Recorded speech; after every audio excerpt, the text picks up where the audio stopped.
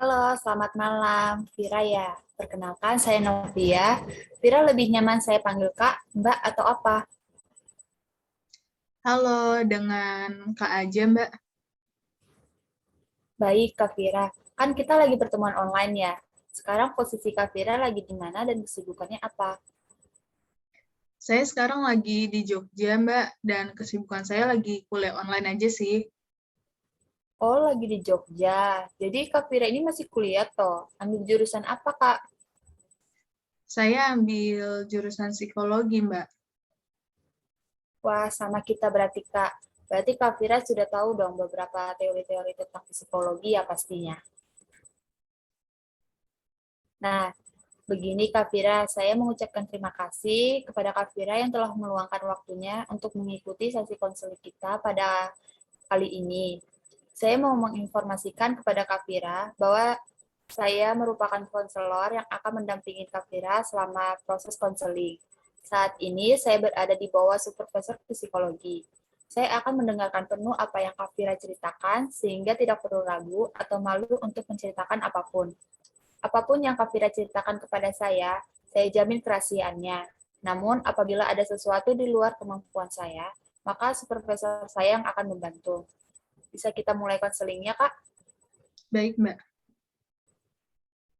Bisa Kak Fira ceritakan apa yang membuat Kak Fira memutuskan datang ke sini? Saya datang ke sesi konseling pada hari ini karena saya merasa memiliki kecemasan, Mbak. Kecemasan apa yang terjadi? Gini, Mbak, saya itu suka mempunyai rasa takut yang tiba-tiba datang, sehingga membuat saya cemas untuk melakukan aktivitas saya sehari-hari. Kecemasan seperti apa akhir-akhir ini yang Kak Fira rasakan? Saya sendiri juga sebenarnya bingung sih, Mbak, karena sekarang ini rasa cemas itu datang di saat saya bangun tidur. Jadi saya merasa takut untuk memulai hari-hari saya. Oh ya, mungkin Kak Fira mempunyai pengalaman sebelumnya yang Kak Fira bisa ceritakan kepada saya.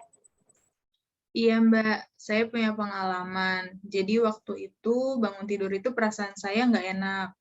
Saya merasa cemas satu hari itu, Mbak, dan malamnya saya mendapatkan kabar duka. Wah, itu pasti sangat kaget sekali ya. Iya, Mbak, saya juga merasa sangat sedih dan kehilangan sih pastinya. Mungkin itu yang membuat saya sampai sekarang masih sering merasa cemas, Mbak, setiap bangun tidur. Begitu ya, Kak. Dari ekspresi Kak Fira, sepertinya itu orang terdekat ya. Iya, Mbak. Cukup sedih ya, Kak, sampai Kak Fira merasakan cemas yang membuat Kak Fira merasa cukup terganggu dalam aktivitasnya ya. Begitu ya, Kak. Wajar sekali kita merasakan sedih, apalagi ditinggal meninggal sama orang terdekat kita. Jadi, apakah setelah kejadian itu yang membuat Kak Fira ketika merasa cemas menjadi susah tidur? Iya, Mbak. Saya kadang tuh merasa ketakutan sendiri kalau perasaan cemas itu datang. Saya juga pernah mengalami hal yang sama kayak Kak Fira. Saat saya masih sekolah dulu, saya merasa cemas tiba-tiba. Tidak tahu apa penyebabnya. Tiba-tiba sorenya saya mendapat informasi bahwa mama saya kecelakaan jatuh dari motor. Itu benar-benar lemas sih, Kak. Selain itu, apa ada pengalaman atau faktor lain, Kak Fira, saat merasa kecemasan? Iya, Mbak. Mungkin kalau faktor lain, saya masih belum nemu sih, Mbak, di diri saya. Karena saya juga bingung, rasa cemas itu selalu muncul di saat saya mau memulai hari-hari saya, Mbak. Artinya berita duka itu sangat berpengaruh besar ya pada kecemasannya Kak Fira. Iya, Mbak. Cukup berat ya yang Kak Fira rasakan sampai Kak Fira sering merasa kecemasan sebelum memulai aktivitas Kak Fira. Iya, Mbak. Sampai saat ini berita duka itu yang sangat berpengaruh dalam kecemasan saya. Kalau boleh tahu, apa Kak Fira pikirkan sebelum memulai aktivitas yang membuat cemas itu muncul? Sebenarnya kalau mau memulai aktivitas sehari-hari itu, saya nggak ada pikiran aneh yang muncul, Mbak. Kayak biasa aja. Tapi saat rasa cemas itu muncul, itu ngebuat saya jadi berpikir terus-menerus, Mbak. Kayak saya berpikir akan ada kejadian apa lagi nih, karena saya merasa cemas. Cukup sedih ya Kak, sampai Kak Vira merasakan cemas yang membuat Kak Vira cukup terganggu dalam aktivitas Kakak. Begitu ya. Terus bagaimana cara Kak Vira mengatasi saat kecemasan itu muncul? Iya, Mbak. Kalau rasa cemas itu muncul, biasanya saya cuma atur napas aja sih, Mbak, dan memikirkan hal-hal yang membuat saya senang dan nggak mikirin hal-hal yang aneh. Bagaimana perasaan Kak Vira setelah melakukannya? Perasaan saya jadi tenang sih, Mbak. Gitu ya. Jadi Kak Vira sudah tahu bagaimana cara mengurangi rasa cemasnya ya? Iya, Mbak. Baik, Kak.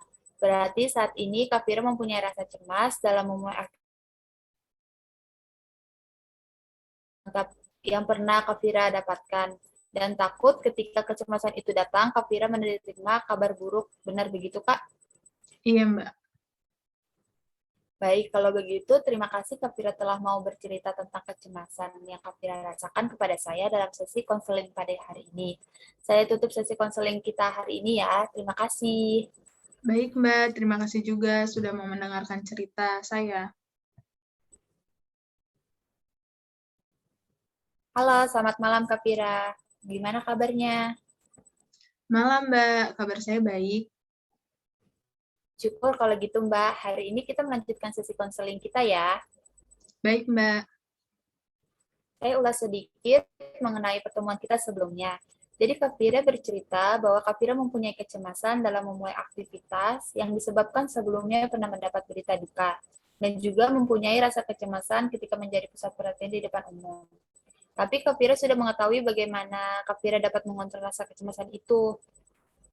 Iya, benar. Saya emang tidak lagi menyangkutkan rasa kecemasan saya dengan hal kabar duka lagi, Mbak. Tapi di tempat umum itu saya masih sering cemas. Di tempat umum seperti apa yang kamu maksud? Gini, Mbak, misalnya saat saya ditunjuk menjawab pertanyaan dari dosen atau lagi presentasi. Mungkin pada saat itu kamu kurang fokus pada saat jam pembelajaran berlangsung. Iya sih, Mbak, saya terkadang suka kurang fokus dan akhir-akhir ini saya kurang persiapan materi.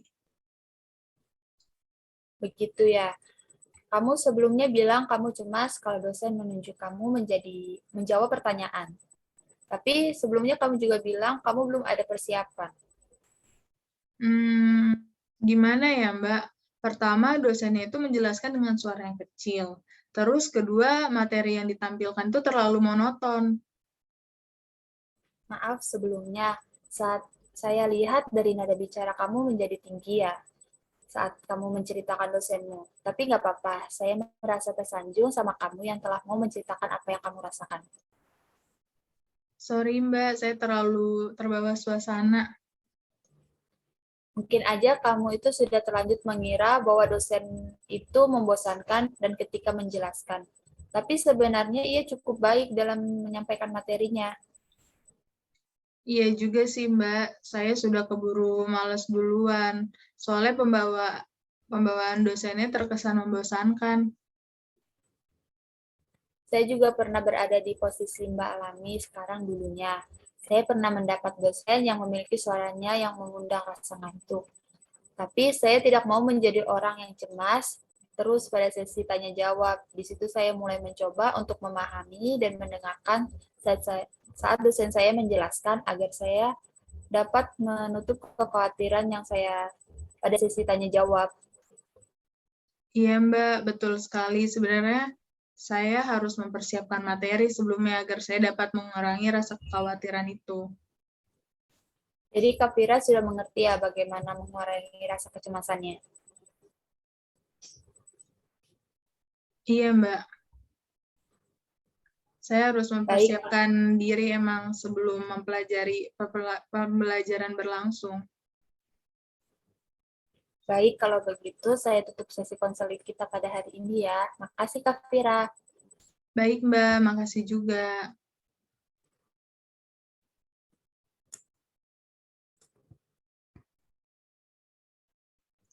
Halo, selamat malam. Nama saya Vira, saya di sini sebagai konselor yang menemani Anda pada sesi konseling online hari ini. Kalau boleh tahu, Novia lebih nyaman dengan panggilan Mbak atau Kak Novia? Halo Mbak, saya lebih nyaman dipanggil Mbak Novia. Oke, Mbak Novia. Sekarang lagi sibuk apa nih, Mbak? Saya lagi sibuk kuliah online aja sih Mbak, paling mengerjakan tugas yang dikasih dosen aja. Udah semester berapa sekarang, Mbak? Saya sekarang semester 5 Mbak. Wah, udah semester 5 ya. Gimana rasanya di semester 5 ini, Mbak? Rasanya pusing Mbak, banyak tugasnya. Iya ya, banyak orang yang bilang seperti itu sih, Mbak. Kalau semester 5 ini agak sedikit bikin pusing ya. Iya Mbak. Oke deh, Mbak. Sebelumnya, saya ucapkan terima kasih atas kesediaan dan kepercayaan Mbak kepada saya sebagai konselor, dan mau meluangkan waktu untuk proses konseling online pada hari ini. Saat ini, saya berada di bawah supervisor psikolog. Saya akan mendengarkan penuh apa yang Mbak Novi ceritakan, sehingga tidak perlu ragu atau malu untuk menceritakan apapun. Apapun yang Mbak ceritakan akan saya jamin kerahasiaannya. Namun, apabila ada sesuatu di luar kemampuan saya, maka supervisor saya yang akan membantu. Bisa kita mulai sesi konselingnya? Baik Mbak. Bisa Mbak ceritakan apa yang membuat Mbak Novi memutuskan untuk datang ke sini? Jadi begini Mbak, saya kesini karena memiliki kekhawatiran terhadap masa depan saya. Begitu ya. Lalu, apa yang kamu sedang rasakan saat ini? Saat ini saya sedang kuliah jurusan psikologi, di mana jurusan ini banyak sekali peminatnya. Jadi saya merasa khawatir akan masa depan saya karena saingan saya cukup banyak. Apakah ada faktor lain yang menyebabkan kekhawatiran Mbak Novi? Ada Mbak, saya kurang percaya diri akan kemampuan saya miliki. Kurang percaya diri itu terkadang membuat saya ragu dalam mengambil keputusan. Sebelumnya Mbak bilang khawatir akan masa depan ya. Apa hal yang sangat Mbak khawatirkan? Karir sih Mbak, seperti yang saya bilang sebelumnya. Untuk jurusan psikologi ini banyak sekali peminatnya. Itu juga yang membuat saya berpikir akan banyak juga saingan saya dalam melamar kerja. Selain itu juga saya anak pertama dari 4 saudara. Bapak saya bentar lagi pensiun, jadi saya juga yang akan memiliki tanggung jawab untuk membiayai adik-adik saya sekolah juga, Mbak. Seperti itu ya, Mbak. Memang sebagai anak pertama itu, kita harus mempunyai pemikiran yang jauh untuk kedepannya ya, Mbak. Tapi Mbak sangat keren, karena di umur segini sudah memikirkan bagaimana keluarga Mbak ke depannya. Iya, Mbak, betul sekali. Cukup berat ya hal yang harus Mbak pikirkan, sampai Mbak mempunyai rasa khawatir sebesar ini untuk masa depan Mbak dan memikirkan keluarga untuk ke depannya. Iya, Mbak, itu yang membuat saya khawatir akan masa depan saya, akan bagaimana ke depannya. Apakah Mbak sudah melakukan atau mempunyai planning ke depannya untuk mengurangi rasa kekhawatiran itu, Mbak? Ada sih, Mbak, saya sering memikirkan planning untuk masa depan saya. Misalnya, terkadang saya memikirkan ingin menjual makanan kayak cemilan, saya ingin lulus dengan IPK 3,6 ke atas, saya juga menginginkan mempunyai kontrakan yang kecil-kecilan, meski itu cuma satu pintu atau dua pintu dulu. Jadi itu planning saya sih Mbak, ingin mempunyai usaha yang tiap bulannya ada pemasukan. Hmm, Pemikiran Mbak untuk ke depannya sangat bagus ya. Mbak mempunyai planning yang baik. Kebetulan kita sama Mbak, saya juga anak pertama yang mempunyai adik, di mana nantinya adik merupakan tanggung jawab saya juga, sehingga harus mempunyai planning untuk ke depannya ya. Oh iya Mbak, Baik Mbak, berarti saat ini Mbak mempunyai rasa khawatir pada masa depan Mbak ya, karena nantinya saat di dunia kerja akan mempunyai banyak saingan dan ditambah kamu mempunyai tanggung jawab di dalam keluarga ya. iya Mbak. Baik, kalau gitu terima kasih telah mau bercerita kepada saya dalam sesi konseling hari ini. Saya akan tutup sesi konseling hari ini ya, Mbak. Terima kasih. Baik, Mbak. Terima kasih kembali sudah mau mendengarkan cerita saya. Selamat malam, Mbak Novi. Gimana kabarnya? Malam, Mbak. Kabar saya baik. Syukur deh kalau seperti itu. Hari ini kita akan melanjutkan pertemuan konseling kita ya. Iya, Mbak. Sebelumnya, saya mau ulas sedikit mengenai apa yang sudah kita bicarakan di pertemuan sebelum ini ya. Jadi, Mbak Novi bercerita bahwa Mbak mempunyai kekhawatiran akan masa depan dengan dunia pekerjaan yang akan Mbak jalani. Dan ditambah dengan tanggung jawab Mbak kepada keluarga ya. Tetapi Mbak sudah memikirkan planning untuk ke depannya, bagaimana cara Mbak untuk mengurangi rasa kekhawatiran itu dengan membuka usaha dan ingin lulus dengan IPK 3,6 ke atas ya. Iya, benar, Mbak. Saya sudah mempunyai planning ke depannya untuk mengurangi rasa kekhawatiran saya itu. Tapi saya masih saja seperti ini, Mbak, kuliah dan belum memulai planning yang saya buat. Baik, Mbak Novi mengatakan merasa khawatir akan masa depan Mbak ya, tetapi Mbak belum memulai untuk melakukan planning yang sudah Mbak buat.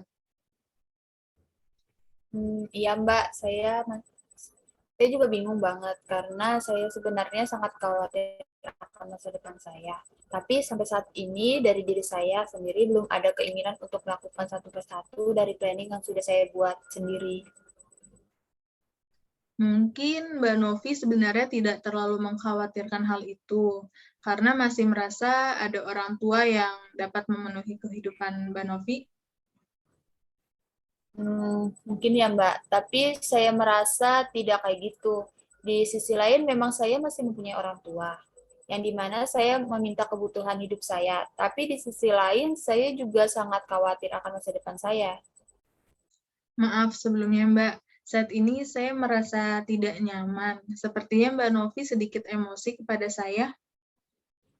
Saya nggak emosi Mbak, cuma saya merasa Mbak tidak paham bagaimana saya. Begini Mbak, saya juga sama seperti Mbak Novi, di mana saya merasa sangat khawatir akan masa depan saya. Tetapi di sisi lain saya masih merasa ada orang tua untuk saya meminta akan kebutuhan hidup saya. Jadi saya tidak terlalu mengkhawatirkan hal itu. Tapi di saat itu saya berusaha untuk menerima rasa khawatir itu dan perlahan saya menutup rasa khawatir itu dengan belajar lebih giat lagi di setiap mata kuliah. Iya Mbak, saya juga sama sih sepertinya Mbak. Merasa khawatir akan masa depan saya, tetapi ya saya masih ngerasa ada orang tua yang masih bisa untuk memenuhi kehidupan saya. Jadi Mbak Novi tidak terlalu mengkhawatirkan hal tersebut ya. Iya Mbak, betul sekali. Sebenarnya saya memang tidak terlalu mengkhawatirkan banget akan hal itu. Baik Mbak, berarti saya tutup sesi konseling pada hari ini ya. Terima kasih sudah mau melakukan sesi konseling pada hari ini. Iya Mbak, sama-sama. Terima kasih juga.